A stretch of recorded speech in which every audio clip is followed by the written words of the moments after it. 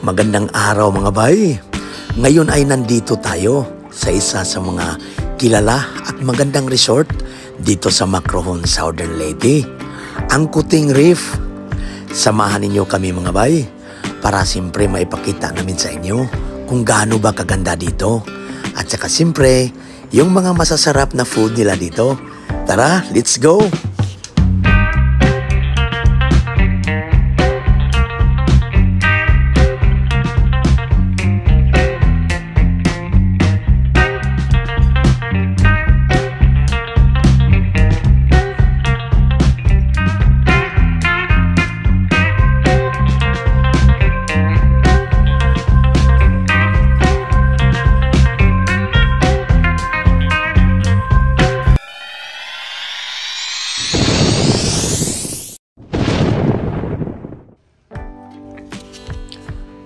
So ito mga bay, kung galing tayo sa main road, papasok tayo dito. Kumbaga ito yung pinaka main entrance nila yan. Oh. Tapos doon tayo sa may bandang likuran, paparking nating sasakyan. May parking area naman doon sa likod. So ito na mga bay, ito yung pinaka entrance. Dito tayo papasok. So dito, nandito yung kanilang lobby area. Tapos andito rin yung reception nila.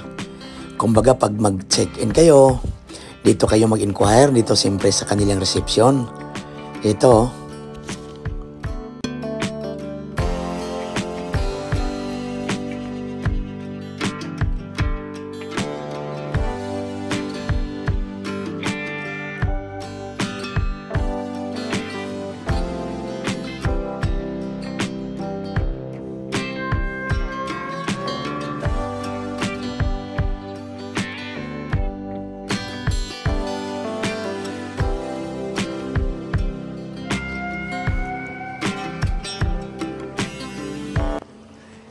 Ito rin yung washroom nila mga bay. Ladies. Siguro ito yung sa gents. Or, ito. Uy, bading. Ito, gentleman. Ito. Ito sa ladies.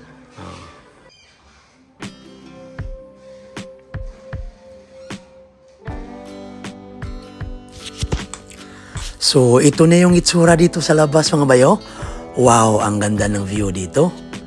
Oh, napaka-relaxing mga bay. Kasi siyempre malapit sa dagat. At mayroon din silang area dito na pwede kayong mag-celebrate ng inyong birthday. Or yung sa office natin, sa ating company, pag mayroon tayong mga seminars or meetings, pwede dito mga bay. Napaka-cool dito. Kasi malapit lang sa dagat. Oh, malaki yung space dito. Oh, wow.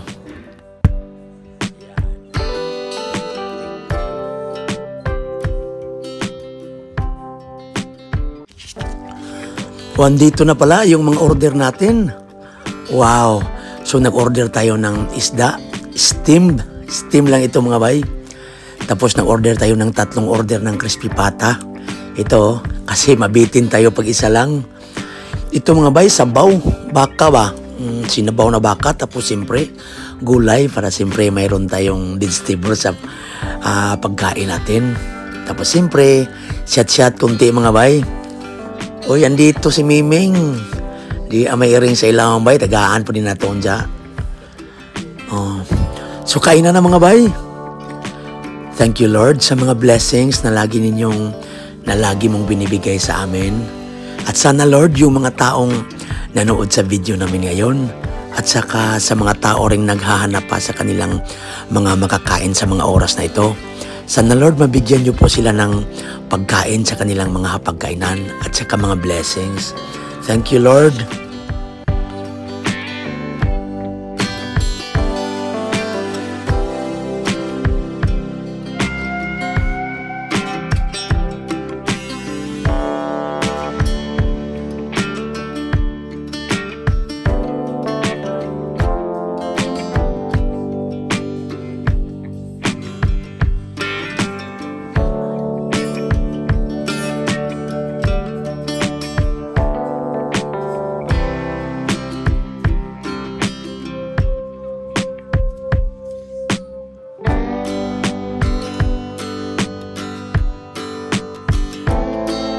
Pag gusto ninyong mag-overnight mga bayo, mayroong mga rooms din dyan, oh. Wow. Tapos may mga ano dito mga bayo, mga puno ng nyug, oh. Wow, napaka-cool.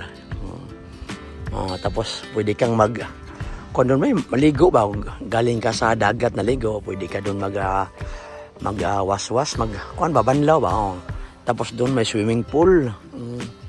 Pero pag gusto mong maligo ng dagat, napakaganda yung ano dito. Yung dagat ba? Yan. Pag gabi na dito mga bay, pag nag-overnight ka dyan, oh, pwede kang upo-upo dito. Napaka-relaxing mga bay. Wow. Tapos, mayroon pang swimming pool dito.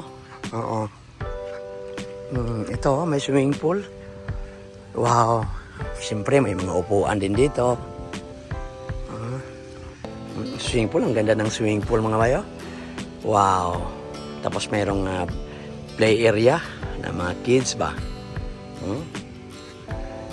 Wow. Pakalinis yung swimming pool mga bayo. Sa lugar na ito ay napakalawak ang tanawin, bughaw na karagatan, malalagong mga puno ng niyog, at saka I'm sure mamaya mga bay, mala-postcard na tanawin sa paglubog ng araw. Sa pagtanaw mo sa malawak na karagatan, parang humihinga ang mundo sa katahimikan ng alon. Ang dagat ay kulay bughaw at turkesa, kumikislap sa sinag ng araw na tila mga kumukutitap na bituin sa tubig. Sa malayo, may makikita kang mga bangkang dahan-dahang inaanod ng alon, habang ang mga ulap sa langit ay tila malalambot na bulak na dahan-dahang gumagalaw. At kapag sumasapit ang dapit hapon, ang langit ay nagiging obra maestra. May halong kahel, rosas, lila at gintong kulay, habang ang araw ay unti-unting lumulubog sa likod ng dagat. Sa mga sandaling iyon, parang tumitigil ang oras at ang tanging nararamdaman mo ay kapayapaan at pagkamangha sa ganda ng kalikasan. Yung mga bay, kung gusto mong maligo dito sa dagat, sa beach nila, magbabayad ka ng 300 each person.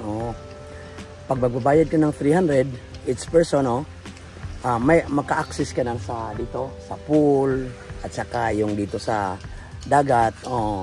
Yon.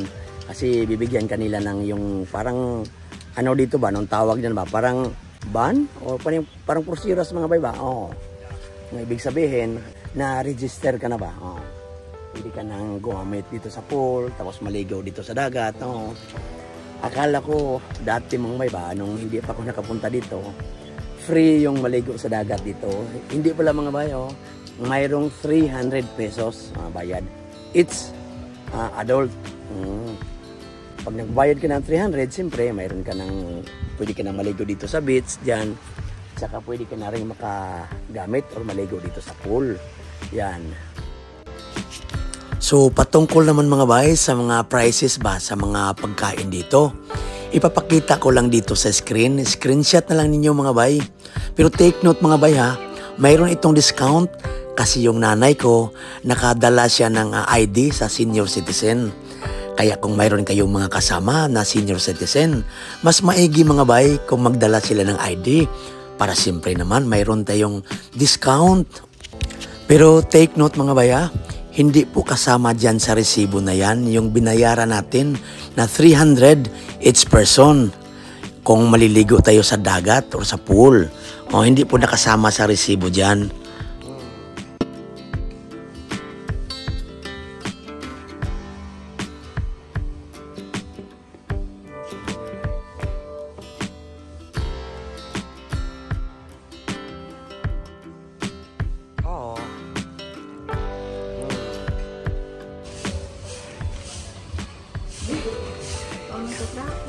Ito mga bay, honesty store. Honesty store. Hindi maka pwede yung kanang ang kuhan ka dire. Kiriwan ka mo, di ka pwede dire ha.